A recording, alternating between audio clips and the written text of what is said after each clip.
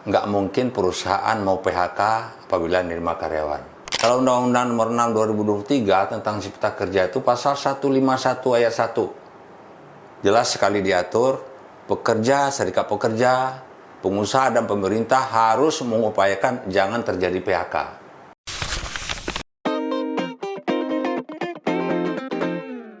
Assalamualaikum warahmatullahi wabarakatuh. Waalaikumsalam warahmatullahi wabarakatuh. Selamat siang, sampai ketemu lagi teman-teman yang hari ini kita mau memberikan insight lagi di podcastnya Arsitek HR seputar tentang permasalahan insight-insight HRD ataupun hubungan industrial lebih spesifiknya. Yang kali ini kita akan membahas tentang bagaimana kalau perusahaan pendapatnya turun, lalu bagaimana cara melakukan PHK, pemutusan hubungan kerjanya itu untuk melakukannya dengan dasar hukum yaitu efisiensi. Nah, ini ada dua, ada mencegah kerugian dan sudah terjadi kerugian. Nanti kita akan bedah langsung, kita diskusi langsung dengan pakar hubungan industrial yang memang pernah menjadi salah satu pimpinan pejabat kepala dinas tenaga kerja pada zaman pada saat itu, dan kali ini juga sudah hadir. Tapi sebelumnya saya juga mengucapkan mohon maaf lahir dan batin karena masih suasana lebaran. Nah, terima kasih buat teman-teman yang nge-DM yang minta untuk podcast hari ini dengan tema tentang PHK efisiensi. Kebetulan ada permintaan dari teman-teman yang memang memberikan masukan bahas soal ini. Nah, thank you banget atas masukannya buat podcast ini tetap berjalan dan bisa memberikan insight. Kita langsung ketemu sama Pak Rusdi. Assalamualaikum warahmatullahi wabarakatuh. Waalaikumsalam warahmatullahi wabarakatuh. Sehat Pak? Sehat. Innal aidin wal faizin. Sama-sama Pak, mohon maaf lahir dan batin. Teman-teman sekalian, Bapak Ibu sekalian, maaf lahir dan batin.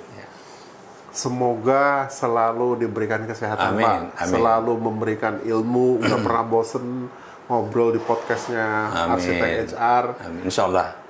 Jadi ilmunya Bapak banyak Pak yang di mention, bahkan teman-teman saya, wah ini bagus Mas kontennya. Nah, kita langsung aja. Nah, hari ini kita mau ngebahas tentang PHK karena efisiensi.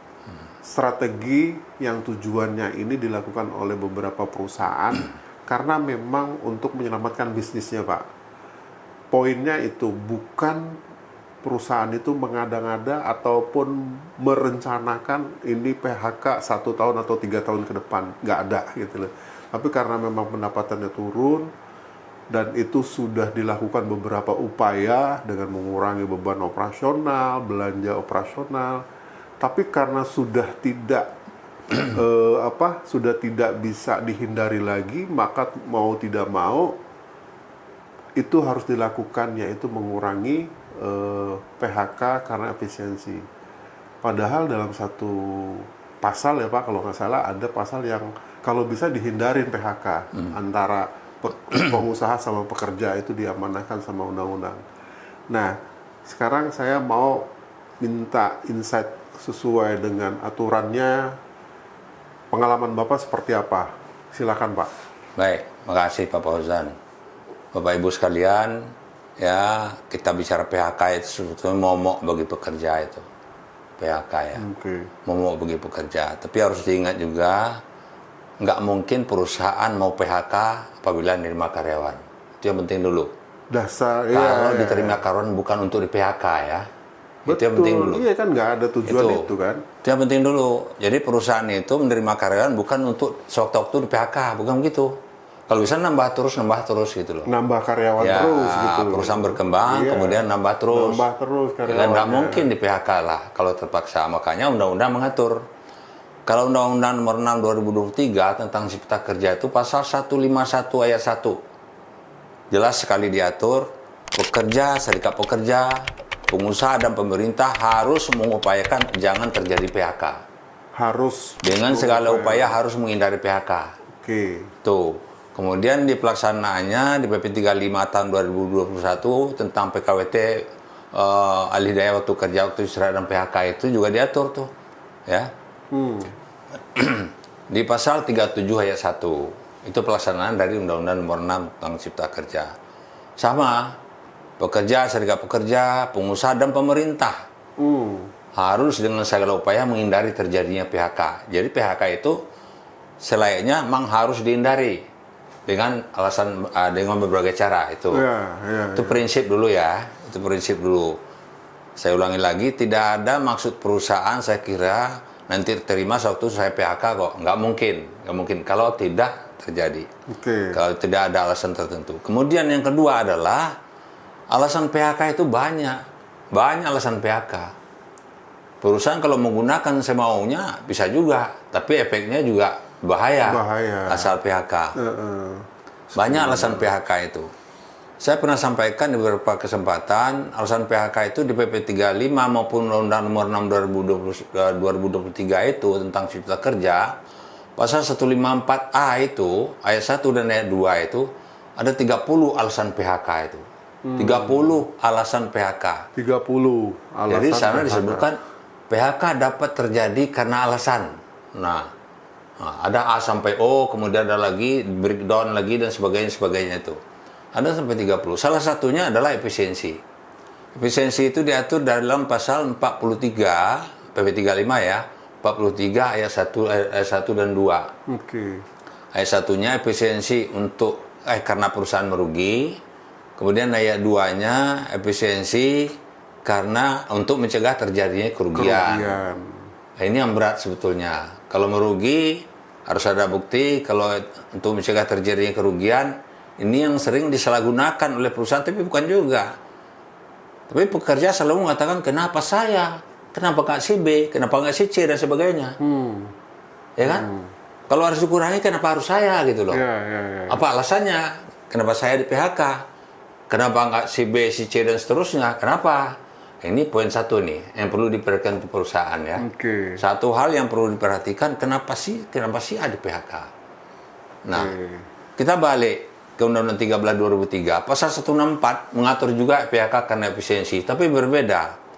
Efisiensi hanya boleh dilakukan apabila perusahaan tutup. Itu Undang-Undang 13 tuh. Atas perusahaan tutup. Dan pilot untuk selamanya. Jadi kan kalau tutup udah berakhir, nggak perlu efisiensi lagi itu. Ya nggak ada aktivitas di Ya perusahaan kan? itu. Haruslah, nggak ada pekerjaan lagi kan. Ini pekerjaan ada tapi berkurang, begitu. Ada mungkin perubahan struktur organisasi. Sebetulnya efisiensi itu sebetulnya di undang-undang itu jelas sekali diatur. Kalau kita secara umum ya, pengertian efisiensi itu kan apa ya? Mengeluarkan biaya sedikit-sedikitnya untuk memperoleh untung semaksimal mungkin. Atau dengan sumber daya yang ada setelah dikurangi itu hasilnya sama. Gitu ya. Itu pengertian umum tentang efisiensi. Nah, itu ya secara umum. Atau boleh saya sebut gini Pak, keputusan bisnis untuk menjaga keselamatan perusahaan ini bukan karena kesalahan karyawan. Jadi ini harus diambil, itu bisa dikategorikan efisiensi juga nggak Pak? Betul sekali. Kalau efisiensi perusahaan karyawan nggak salah apa dia? Jadi karyawan memang nggak salah. Nggak salah. Dan ini legal, artinya kan tadi legal, dasar hukumnya. legal. Jadi tuh teman-teman, kalau ada perusahaan melakukan PHK efisiensi, ini dasar hukumnya ada dan jelas gitu loh. Tapi masalahnya tata caranya itu yang seperti apa? Ya, nah, ini nanti kan kita bahas ya. Nanti nanti akan saya sampaikan. Jadi efisiensi itu jelas nggak salah. Sama dengan mutasi, rotasi itu nggak salah karyawan. Untuk kesempatan menjalankan perusahaan dan sebagainya kan perlu sini lebih, sana kurang, karyawan kan bisa dimutasi, rotasi. Itu kan nggak salah itu. Ya kan? Mungkin sini lebih banyak, divisi ini lebih banyak, situ berkurang. Rotasi sekian. Nggak salah itu. Nggak salah ya. Nah, jadi kembali lagi, efisiensi itu bukan kesalahan karyawan, tapi kondisi perusahaan. Itu yang penting ya. Karena kondisi perusahaan yang mengharuskan mengurangi karyawan. Ini prinsip nih. Jadi, perusahaan nggak mau mengurangi sebetulnya. Kalau perlu nambah terus. Perusahaan berkembang terus, produksi naik terus. Ya kan? Tentunya nggak akan terjadi PHK. Kecuali kalau melakukan pelanggaran lain lagi ya. Ini nggak ada pelanggaran yang dilakukan. Jadi karyawan tidak ada kesalahan. Cuman perlu, nah ini prosedurnya ini sebetulnya yang penting diperhatikan. Nah, ini Pak, saya menarik Pak sebelum sampai Minum ke dulu ya. sana. Silakan Pak, santai aja. Nah, pengalaman Bapak nih selama menjadi konsultan hukum dan expert di hubungan industrial, pengalaman ketika ada kejadian kasus nyata di perusahaan-perusahaan, efisiensi itu dilakukan ketika pengusaha itu panik, wah pendapatan baru turun 1 bulan atau 2 bulan nih, lalu pengusaha panik dan langsung memutuskan ini. Pengalaman Bapak gimana nih Pak? Apakah memang harus ada caranya dulu nih? Apakah harus 1 tahun dulu? Apakah nggak ada baru ini udah efisiensi satu bulan rugi ya udah? Nah, gimana Pak? Kan malah lebih jauh lagi Pak Fauzan. Maksud saya harus lebih jauh ke belakang perusahaan mengantisipasinya. Oke. Bukan waktu terjadi baru ujuk-ujuk PHK, nggak bisa. Itu yang Nggak kadang-kadang bisa. pengusaha Itu panik kan, betul. seperti itu. Jadi harus diantisipasi sebelumnya. Oke. Kenapa? Undang-undang sudah mengatur itu. Kalau melakukan pelanggaran dan sebagainya, oke lah. Kalau indisipliner, penilaian performan, ya kan, penilaian kinerja secara periodik dan sebagainya, pernah nggak kita lakukan? Itu dulu yang penting nih. Oke. Kalau enggak nanti waktu memilih karyawan akan di PHK siapa? Yang kriteria seperti apa? Dasarnya apa? Parameternya apa? Oke, jadi sebelum lebih jauh lagi, ketika sudah kondisi perusahaan itu harus ada semacam kebijakan perusahaan, kriterianya seperti apa, yang mana, apakah karyawan yang memang gajinya gede, gitu ya, apakah masa kerjanya yang udah sekian puluh tahun, ataukah memang bagian-bagian tertentu yang merupakan bukan bagian bisnis intinya gitu loh. Mungkin itu bisa menjadi salah satu kebijakan. Bisa salah satu. Dasarnya, Tapi gitu. hal yang penting lagi adalah, ini mungkin nanti ke depan bisa kita bahas ya di podcast yang lain, Arsitek HR ini. Dari mulai menyusun perjanjian kerja peraturan perusahaan itu harus ada itu. Oh, ini Harus ada. Penilaian performa itu kan nggak ada turun undang-undang. Kita kan tahu kan, peraturan perusahaan itu adalah peraturan yang dibuat secara tertulis oleh pengusaha yang mengatur, yang memuat syarat-syarat kerja dan tata tertib perusahaan. Syarat kerja itu yang belum diatur dalam peraturan perundangan, itu yang diatur PP. Pertanyaannya, ada nggak penilaian kinerja diatur dalam peraturan perundangan? Tidak ada. PP-nya aja belum tentu ada, Pak. Makanya, ya kan? Ada nggak penilaian evaluasi karyawan kontrak dan sebagainya diatur dalam PKWT-nya secara berkala? Nggak ada. Paling-paling nanti setelah berakhir, perpanjang apa tidak? Itu aja tuh. Ada nggak selama yang diatur performance dan sebagainya itu, KPI apa kayak namanya, ya secara berkala. Paling-paling setahun sekali. Kalau setahun sekali, susah. Tapi kalau dilakukan evaluasi sewaktu-waktu atau secara periodik, misalnya 6 bulan sekali, 6 bulan. bisa dia memperbaiki kinerjanya. Misalnya tidak performa 6 bulan nih, diatur di PP-nya dalam peraturan perusahaan, kasih warning 1 gitu loh. Ada parameter evaluasi kinerja harus ada gitu loh. Itu penting ya. Mulai dari awal bukan sekedarnya. Kalau terjadi baru kusuk itu.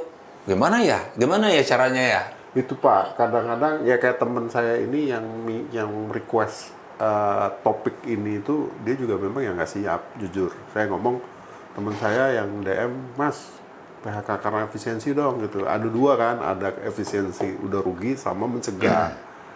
Nah kategorinya itu seperti apa? Termasuk strategi implementasinya.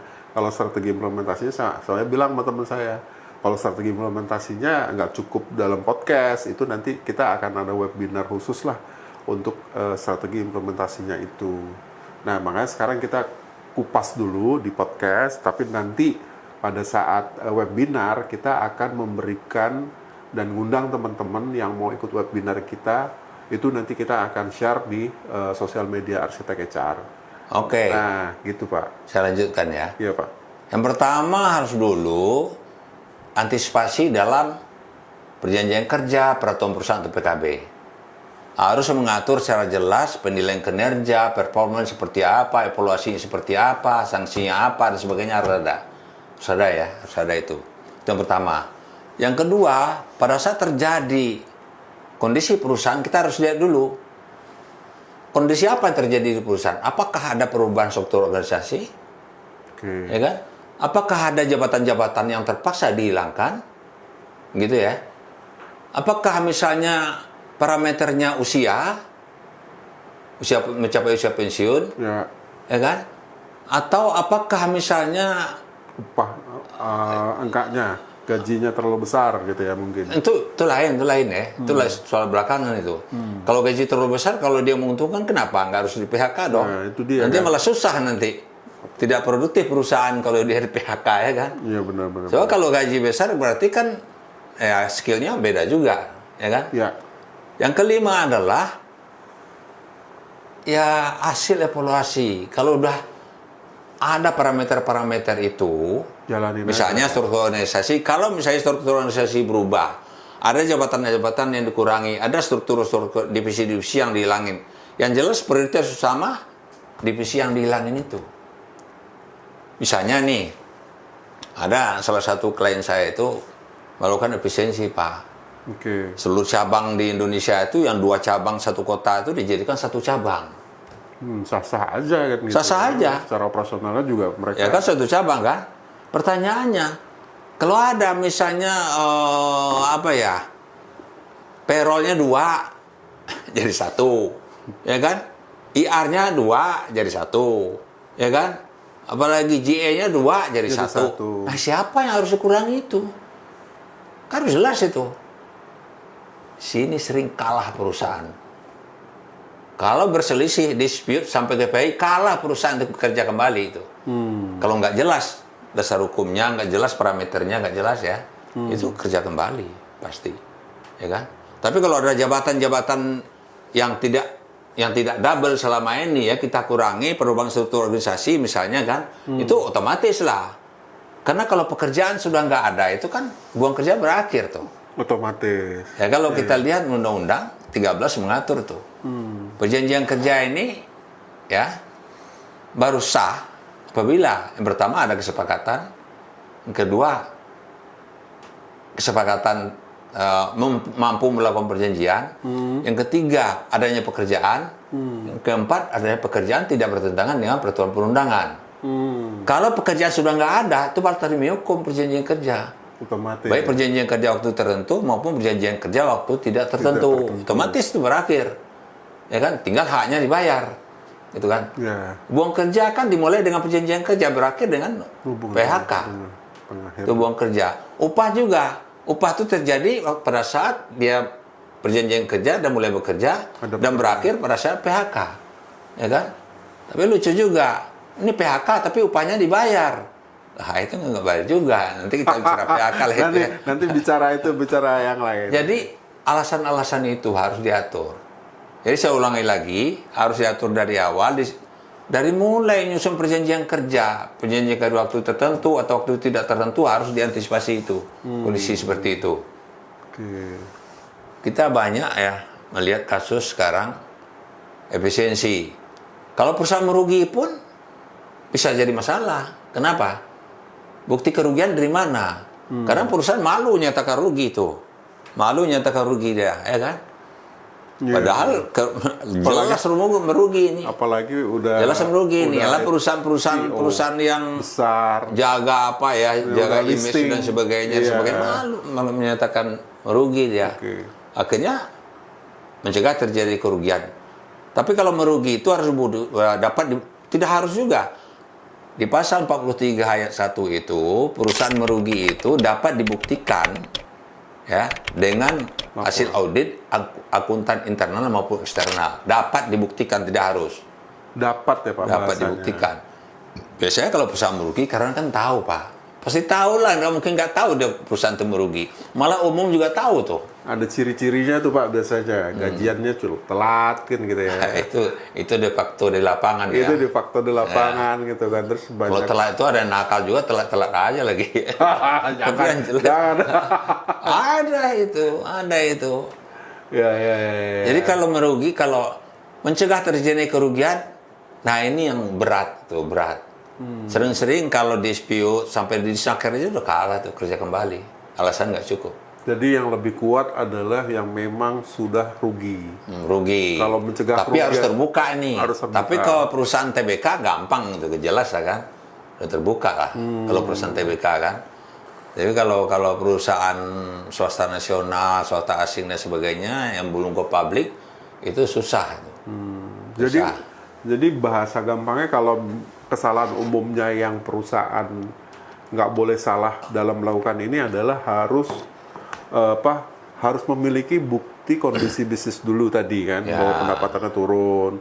Lalu tadi Bapak bilang juga harus bukan kondisi bisnisnya aja dulu.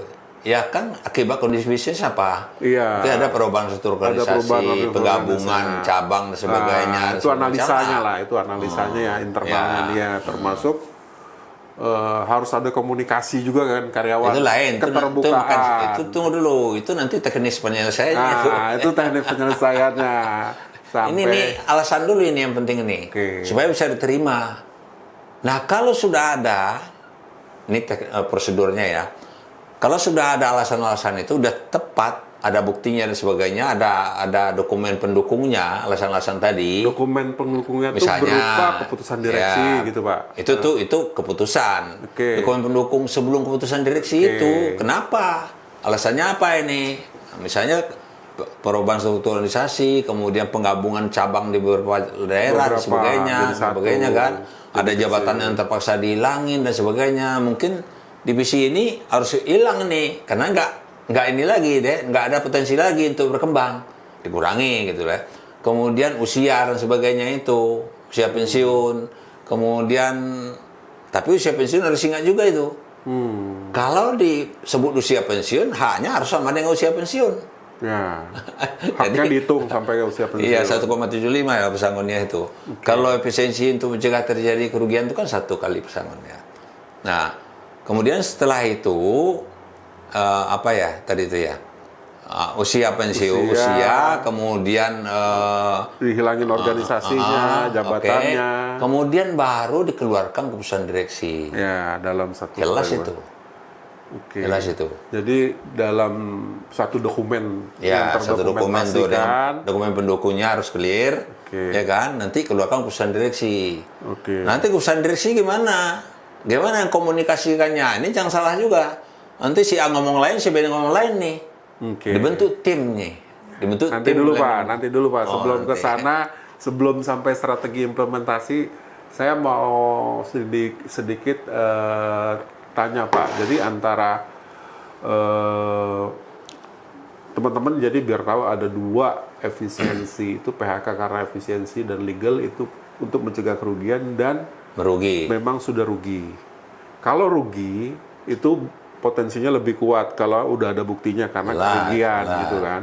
Tapi kalau mencegah kerugian ini menjadi deductible dan selalu kalah ya Pak dalam umumnya. Umumnya kalah di PHI. Tapi kalau jelas ya, saya sambil contoh kembali lagi tadi.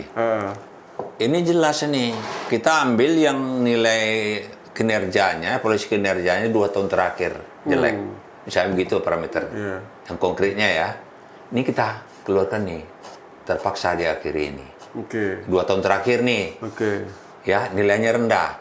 Misalnya kalau nilai kita nilai 1 sampai 4 misalnya gitu kan. Atau 1 sampai 5 ya. Kalau nilainya scoringnya. Biasanya nilai 4 itu yang paling bagus apa yang paling jelek? Atas Pak. Perusahaan masing-masing nih. Kalau perusahaan biasanya atas, umumnya 5 lebih tinggi. Kalau nilainya 1 sama 2 sampai 2, prioritas lah itu. Kalau misalnya setahun dulu kita lihat nih, cukup nggak? Kita ambilan 2 tahun. Tapi makanya tadi harus ada bukti penilaian kinerja itu. Kalau nggak bisa. Dan diatur di dalam peraturan perusahaan. Dan harus ada harus hasil ada. evaluasinya, bukan diatur aja. Kalau diatur nggak ada hasilnya. SOP-nya, nggak ada hasil evaluasinya, nggak bisa juga. Nah, itu kita akan ngomong di podcast soal PP nanti, Pak. Beda Ya. lagi, karena PP dan PKB itu panjang. Nah, setelah lagi. keluar keputusan direksi, saya terusin ya, keluar keputusan direksi, bentuk tim nih harus yang solid, yang bisa mengkomunikasikan dengan baik.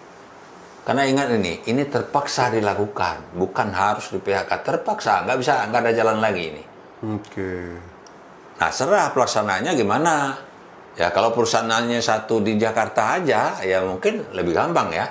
Kalau ada di daerah dan sebagainya, yang punya cabang-cabang di daerah seluruh Indonesia, Komunikasinya seperti apa? komunikasi seperti apa, dan harus satu suara loh. Jangan sampai nanti si A ngomong lain, si B ngomong lain. Yang pengalaman Bapak, saran Bapak, komunikasinya berlayer ataukah langsung to the point, Pak, ke seluruh karyawan? Layer lah. Berlayer. Langsung nggak mungkin lah ya. Maksudnya, yang kita tunjuk, layer yang kita tunjuk itu, harus bisa komunikasikan sama dengan persis dengan...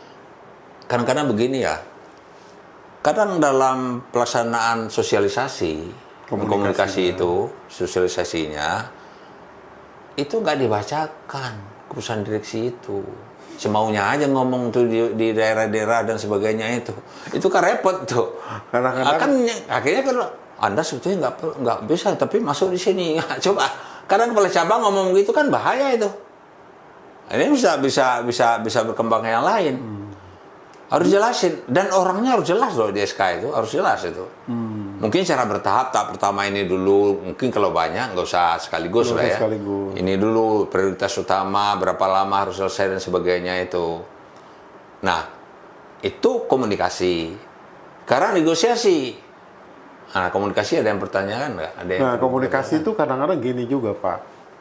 Pada saat komunikasi itu biasanya di level kepala cabang ataupun departemen head masing-masing, mereka tuh nggak berani menghadapin ke timnya, mengkomunikasikan ini.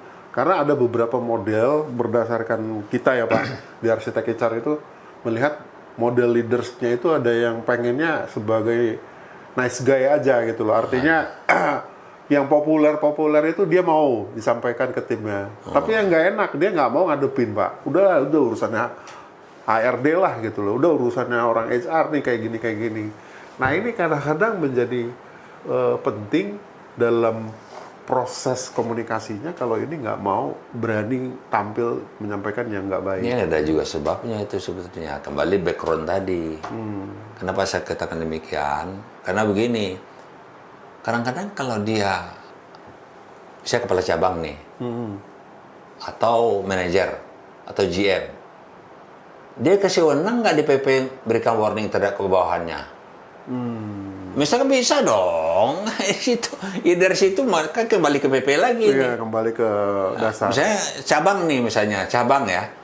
Kalau cabang itu misalnya dia berwenang berikan apa? Sampai SP3, sampai peringatan ketiga, Sampai atau PHK. terakhir, atau sampai PHK. Betul. PHK mungkin di kantor pusat, tapi sampai SP3 cukup kepala cabang dan sebagainya. Masa menyampaikan itu nggak bisa? Kasih warning lagi bisa.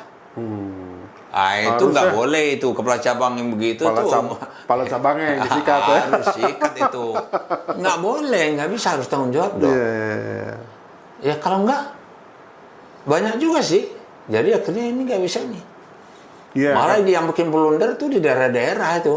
Kalau cabang-cabang di mana-mana itu. Karena pengalaman saya juga, saya kan juga berapa kali punya pengalaman ketika saya berhadapan dengan karyawan, dia cuma karyawannya pingin mendapat informasi yang jelas. Iya. Nah, iya. itu yang tidak sering disampaikan, Nggak didapatkan oleh tidak dia. didapatkan oleh atasannya. Tapi ketika diinformasikan yang jelas, mereka tanda tangan loh, Pak, dengan baik-baik. Iya. Malah justru nitip pesan, Pak, tolong dibantu kalau ada kerjaan lagi kita dikasih tahu gitu loh. Jadi komunikasinya itu kalau baik-baik ya mungkin lebih kepada ini bagaimana seni juga sih ya menyampaikan ke Jadi ke komunikasi, orangnya. kemudian saya lanjutkan komunikasi itu setelah itu kan mediasi, komunikasi, negosiasi itu. Iya, bipartitnya lah. Menyampaikan, gitu lah. ya kan, menyampaikan ini haknya adalah ini. Buka aja aturan itu, jangan sembunyikan. PP 35 itu dibuka pasal 43 aturan begini loh. Kalau mencegah terjadi kerugian hak Anda adalah ini dan sebagainya. Jelasin aja, ya kan? Dan jangan lupa itu prosedur PHK harus diikutin. Harus memberitahu 14 hari kerja sebelumnya. Nah, itu Pak. Sekarang kita masuk ke proses tadi komunikasi. Prosedurnya itu yang teknis biar kuat gitu loh sebagai proses ini menjadi sah. Proses PHK-nya itu secara hukum itu tadi waktunya itu harus minimal berapa hari Pak pada saat mengkomunikasikan ini dan mereka tanda tangan. Komunikasi menginformasikan. Oke. Setelah diinformasikan baru dirundingkan. Dipanggil karyawannya. Ya, dirundingkan perorangan. Sebetulnya kalau urusan yang efektif tuh Pak, melalui tasa langsung aja itu semua bisa meyakinkan, umumnya bisa meyakinkan. Atasannya bisa ini. Kalau enggak, ada juga perusahaan butuh tim dari kantor pusat keliling gerilya lah dia, itu lebih efektif juga. Tapi sebetulnya yang bagus kan yang punya kewenangan di wilayah dia tahu kan, dia tahu kan pribadi masing-masing bawahnya kan, performance-nya, kan? pribadinya, sering ketemu gitu ya Pak. Nah setelah itu baru jelasin. Hak Anda adalah seperti ini. Ini sendiri-sendiri ya, one on ya, one lah ya. Sendiri. Satu lawan sama satu. Bisa aja beberapa orang, satu orang kepala divisi misalnya kan, atau kepala departemen, berapa orang bawahannya itu. Dengan berapa orang itu nggak apa-apa. Oke. Ya kan? Nah, kan Lalu sama itu. dijelasin haknya. Anda diakhiri karena alasan ini itu SKDRC kan jelas tuh. Ya kan? Nah, hak Anda adalah segini. Nanti kita akan beritahu 14 hari kerja sebelumnya. Oke. Nah, pertanyaan saya, biasanya perusahaan nggak mau segitu aja. Kalau Anda sepakat, tambah segini, gitu loh. Oh. Wah, itu banyak yang terjadi Pak Bosan, banyak yang terjadi. Perusahaannya Bukan baik. sweetener, bukan. Perusahaannya Artinya baik. Undang-Undang PP 35 mengatur segini. Misalnya masa kerja 8 tahun, kan 9 bulan tuh. Dapatnya 9. 9 bulan, tambah uang penghargaan masa kerja misalnya 3 bulan, 3 masuk 4 lah ya. Iya, masuk Nah 4. itu, Jadi kan itu 9 haknya itu. 13 kali. Yang 15% kan nggak ada lagi, Udah dihapus. ya kan? Ya. Nah itu. Tapi kalau Anda sepakat melalui perjanjian bersama, perusahaan tambah sekian bulan. Wah itu. Tapi kalau nggak sepakat, kembali ke aturan, kita jelas jalan nih. Waduh. Apalagi SK direksi udah jelas nih, nggak mungkin nih. Perusahaan pasti perjuangkan ya kan di PHK orang ini.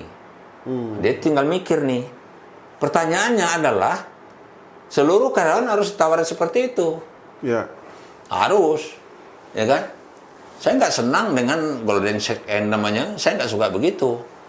Itu beda, itu tambahan sukarela. Ini bukan tambahan sukarela. Daripada ini kita proses, ya, ya perundingan bipartit 30 hari kerja sejak perundingan pertama.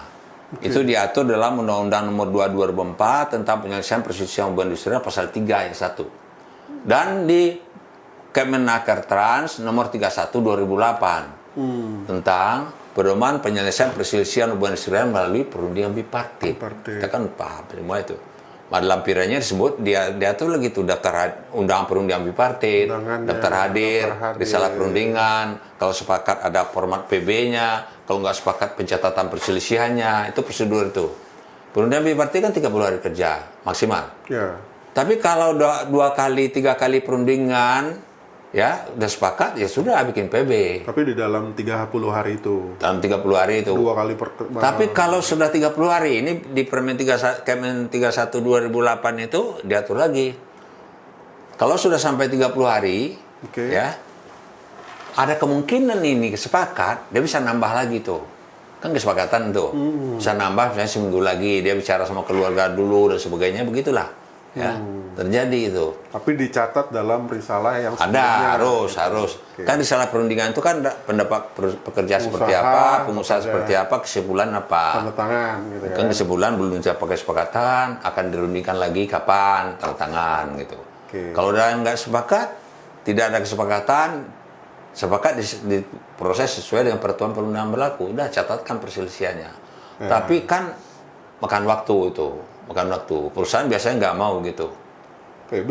Karena surat edaran Mahkamah Agung nomor 3 2015 itu, langsung, ya kan, upah proses itu paling lama 6 bulan tuh di maksimal PHI. 6 bulan. Ya kan? Daripada harus bayar 6 bulan, Mendingan tambah aja 2 bulan lagi. Tambah 2 bulan buat Dia juga saya. tenang, kita juga senang. Daftarkan ke PAI, selesai itu. Ya kan?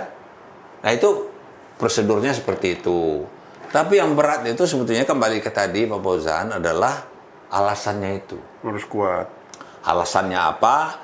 Kemudian kenapa si A, bukan si B dan sebagainya. Itu kan kadang-kadang kan, lah dia lebih jelek dari saya kok, kenapa? Oke. Kadang-kadang di PAI terbuka Pak. Dia lebih jelek, tapi atasan sayang sama dia, maka dia nilainya bagus dulu itu. Tanya sama yang lain, dia pasti dia jelek dari saya kinerjanya. Dibuka di PHI itu. Akhirnya dibatalkan semua PHI. Kerja kembali. Akhirnya kerja kembali loh itu. Ini berat. Berat ya. Nah, itu perusahaan harus mitigasi itu. Risiko yang akan timbul seperti apa. Harus. Jadi nggak gampang sih. Tapi nggak susah juga apabila komunikasinya bagus. Kan gitu kan. Nggak susah juga. Yang sering selama ini kan perusahaan, mohon izin ya teman-teman pengusaha, ya nggak komunikasinya nggak cair gitu loh, nggak cair, nggak cengli lah, pokoknya negonya dan sebagainya tuh nggak inilah ya. Pokoknya Anda nggak mau, udah kita proses, nggak bisa begitu. Ingat loh, pekerja itu kehilangan pekerjaan, berapa orang tanggungan keluarganya itu harus dipikirkan itu, perusahaan harus memikirkan itu. Tapi terpaksa ini dilakukan. Nah, kata terpaksa ini sebetulnya harus sering disampaikan, ini terpaksa. Anda lihat kondisi perusahaan sekarang seperti ini. Seperti misalnya ada berapa cabang tutup sudah. Apa itu tidak cukup membuktikan? Kita nggak mau merugi, menyatakan merugi. Kita mencegah terjadi kerugian, walaupun perusahaan merugi nih. Makanya banyak diambil perusahaan, walaupun perusahaan merugi itu, pesan 43 ayat 2 itu Pak. Karena pesangonnya lebih gede ya, 1. Kalau merugikan 0,5 tuh pesangonnya. 0,5. Gitu ya. Oke.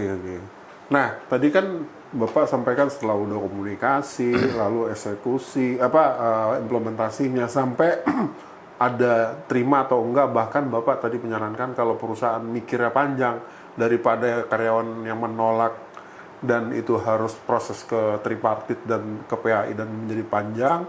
Sesuai MA juga ada 6 kali kan upah prosesnya gitu ya, 6 bulan.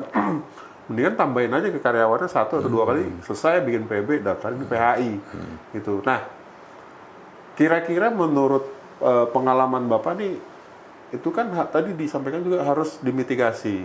Kira-kira dampaknya nih gimana? Trust perusahaan, trust karyawan ke perusahaan tuh menjadi bagaimana? Terus juga publik ngeliatnya juga seperti apa? Kan ini kan harus benar-benar dipikirin. Nah, pengalaman Bapak gimana Pak terhadap kalau pengalaman itu mitigasi? banyak sih. Ya, yang pertama skala prioritas. Mana dulu ini? Kalau ini masih bisa pertahankan ini dulu. Kemudian kedua, yang kontraknya jangan ya dulu ya, akhiri aja, tunggu akhir kontraknya lah. So kalau yang kontrak diakhiri, sisa kontrak harus bayar loh, malah lebih gede itu. Nah ini kacau lagi nih, ini hati-hati lagi. Itu iya, lah kita akhiri nih tanpa kesalahan dia, ya kan? Itu pastilah, walaupun kita merugi dan sebagainya, kan ada surat dari Mahkamah Agung nomor 3 tahun 2023. Itu diatur di sana itu. Apabila diakhiri itu sebelumnya wajib membayar sisa kontrak, itu surat dari Mahkamah Agung. Itu berat, ya kan? Berat. Jadi sebetulnya apa ya? Perusahaan itu harus lihat dulu. Ada teknik satu lagi yang lupa saya tadi. Ada strategi satu lagi. Pada saat kita sudah lakukan ini, ya kan? SK direksi sudah bertahap, sekaligus dan sebagainya, parameternya sudah jelas, ya kan? Kita mau akhiri, kita sisir lagi. Mana yang duluan, mana yang kemungkinan mau nerima yang mana nih? Ini strategi perusahaan Pak, ya kan? Mana yang kemungkinan, mungkin Pak Fauzan bilang, mungkin tempat saya sudah sounding beberapa kali, kayak terima deh tuh. Tapi dia minta tambahan dan sebagainya, oke, catat itu. Kemudian yang lain dan sebagainya. Langsung itu selesaikan dulu PB, jangan serentak PB-nya Pak. Jadi perjanjian bersamanya langsung diselesaikan. Daftar ke PHI, misalnya 5 orang daftar ke PHI, ya kan? Nggak usah tunggu lama. Karena ini nggak enak juga. Diomongin aja nggak Nggak apa-apa. apa-apa, Saya nggak sampaikan ya. apa-apa. Iya. Kalau sampai di PHI, kalau sudah ada yang mau itu bisa memotivasi yang lain.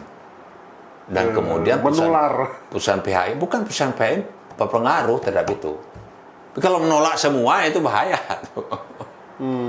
Jadi lihat dulu mana yang kemungkinan bisa sepakat nih, selesaikan cepat. Oke. Tapi saran saya harus adalah tambahan, gitu ya. Jangan pas-pasan lah, ya.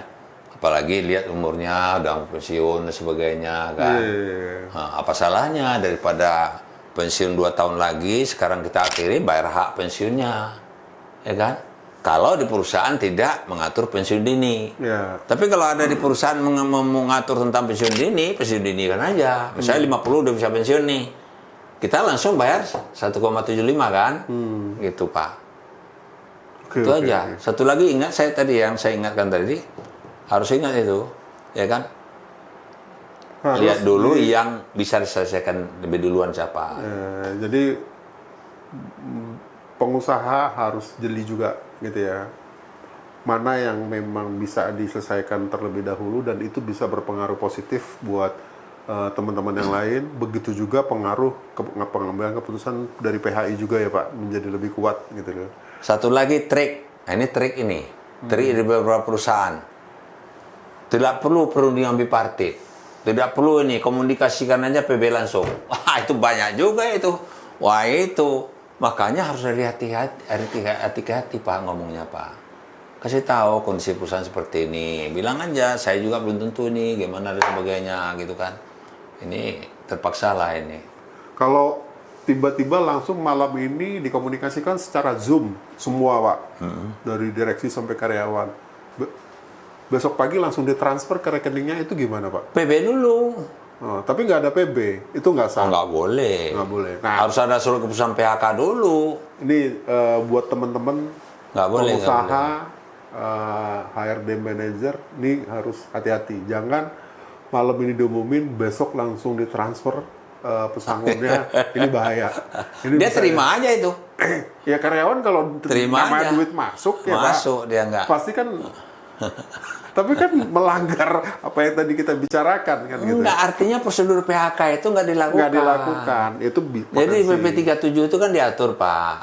PHK itu, nanti kita bicara PHK khusus lah, itu bicara umum aja deh. PHK itu kalau tidak bisa dihindari lagi, diberitahukan 14 hari kerja sebelumnya. Dengan surat pemberitahuan secara tertulis, secara patut dan tertulis. Di surat pemberitahuan itu harus disampaikan bahwa alasan di PHK apa, tertungkapan haknya apa saja. 14 hari kerja sebelumnya, ya kan? Nah, kemudian setelah itu dia harus jawab itu. Pekerja harus jawab 7 hari kerja setelah pemberitahuan diterima, dia harus jawab tuh, menerima atau menolak. Kalau dia tidak menolak artinya menerima, sudah bikin PB selesai. Daftarkan ke PHI selesai itu. Kalau dia diam, ini yang susah nih. Dia masuk terus, tapi diam. Nolak juga enggak, tapi diam. Gimana sikap perusahaan? Kalau saya sarankan, keluarkan surat keputusan PHK. Tadi kan baru pemberitahuan. Jadi surat keputusan PHK itu sama isinya dengan surat pemberitahuan PHK. Kan haknya juga itu. Terhitungnya juga sama. Ya kan? Nah, setelah itu baru rundikan bipartit. Itu loh Pak. Ya kan? Kalau belum ada belum PHK jangan perundingan bipartit. Kan undang-undang mengatur tuh. Undang-undang nomor 2 2004 itu pasal 3 saya bilang tadi, setiap perselisihan hubungan industrial termasuk perselisihan PHK lah Pak ya, wajib diupayakan penyelesaiannya melalui perundingan bipartit cara musyawarah untuk mencapai mufakat. Wajib ya. Wajib. Tapi boleh nggak informal? Boleh. Banyak perusahaan lakukan informal. Sebelum formal lakukan informal dulu, berhasil bikin PB, selesai. Ya kan? Oke. Nah, mantap nih. Udah kita kupas, tapi tadi kan Bapak baru ngasih beberapa trip sama tips, tapi pengusaha khususnya. Dan boleh nggak Pak, kalau dari kacamata pengusaha, kalau lagi potensi pendapatan turun, ini momentum untuk ngurangin orang. boleh dikategorikan begitu nggak? Oh, boleh. Nggak boleh ya? Alasan itu nggak boleh. Nggak boleh. Potensi merugi ya, tapi jangan semena-mena lah. Kalau kondesan itu kan begini loh, berapa upaya sudah dilakukan nggak bisa juga ini, dia harus terpaksa, dia kan terpaksa dengan salah upaya kan harus menghindari terjadi PHK Pak, kan tadi udah saya bilang, ya kan? Kurangin belanja iklan, Iya, kurangin iya. investasi, kurangin Sekarang apa yang beginilah, bisa dihemat. begini saya bilang ya, ini sekedar tip aja ya. Gampang menilai pekerja itu gampang sebetulnya. Pekerja Indonesia ini kan bekerja nggak ada yang 8 jam itu. Pernah nggak kita lakukan itu, no pay itu? Nggak pernah. Nggak pernah. Ya, Mbak. Nggak. Pernah nggak kalau dia mangkir kita kasih surat peringatan? Kadang-kadang peraturan perusahaan ada tapi nggak jalan tuh. Nggak ada eksekusi. Nggak ada eksekusi. Ya nanti panjang Nanti kemana-mana jangan, ceritanya. jangan gitu. Oke, yang kata-kata terakhir masukan atau closing statement dari Bapak apa Pak kira-kira? Oke, yang untuk pertama PHK adalah efisiensi ini. Undang-undang jelas mengatur segala upaya harus dilakukan agar jangan terjadi PHK itu yang pertama. Jangan langsung lah ada Ya. upaya-upaya. Oke. Kemudian yang kedua, efisiensi itu termasuk salah satu alasan PHK. Berarti legal dong. Itu termasuk salah satu alasan PHK efisiensi itu. Kemudian yang ketiga adalah efisiensi itu pelaksananya nggak gampang. Saya sudah sampaikan tadi harus jelas dulu. Ya, apa alasannya dan kondisi perusahaan seperti apa dan sebagainya itu. Kemudian yang keempat, prosedurnya ya kalau sudah ada alasan tentunya keluarkan keputusan direksi. Kemudian komunikasikan, rundingkan bipartit. Yang penting jangan lupa secara kekeluargaan penyelesaiannya itu lebih efektif. Secara kekeluargaan. Oke. Itu ya lebih efektif ya. Jangan seperti punya, kamu mau apa enggak? Kalau enggak ya udah. Wah, nggak bisa. Nggak bisa, jangan begitulah. Oke, Ya kan? oke. Secara keluargaan lah. Karena dia pekerja itu udah lama ngabdi kok tempat kita. Sekarang kondisi harus begini, kita harus perhatikan juga dong. Jangan semena-mena langsung di PHK dan sebagainya, jangan. Apalagi, mohon izin ini, banyak perusahaan ngutang, jangan ngutang lah. Jangan ngutang lah. Dia mau makan apa besok kita belum tahu tuh, ngutang lagi. Iya, iya, iya. Itulah ya. Ini lubang tutup Closing lubang. statement saya gitu. Oke, thank you Pak. Daging semua. Habis lebaran makan daging. Hari ini kalau nonton podcast juga isinya daging semua buat teman-teman yang kontennya tentang PHK karena efisiensi ini yang relate teman-teman butuhkan. Semoga ini menjadi insight buat teman-teman, termasuk karyawan, termasuk pengusaha, gitu ya. Kalau ada yang mau diskusi, Kalau silakan. ada mau diskusi dan kita langsung juga. ke arsitek SR. Nah, Pak Rusdi kebetulan juga bareng-bareng sama arsitek HR kalau memang perlu untuk diskusi, kita juga open untuk menjadi partner buat teman-teman yang menjadi butuh dengan jasa kita. Nah, yang terakhir, jangan lupa juga nanti teman-teman ikut di webinar tentang strategi PHK efisiensi yang dijamin aman dan dijamin tidur nyenyak. Nanti kita akan bikin webinarnya buat teman-teman. Nanti tolong teman-teman juga follow di Instagram Arsitek HR. Nanti semua informasi ada di situ tentang webinar ini. Sekali lagi dari saya terima kasih atas yang mau subscribe dan mau share konten Arsitek HR. Semoga Ya, share sebanyak-banyaknya. share banyak-banyaknya dan jangan lupa stay tune di Arsitek HR. Demikian, terima kasih Pak Rusdi atas waktunya. Ya, makasih. Sampai ketemu Sukses lagi di selalu. momen berikutnya. Ya, semoga ada manfaatnya ya.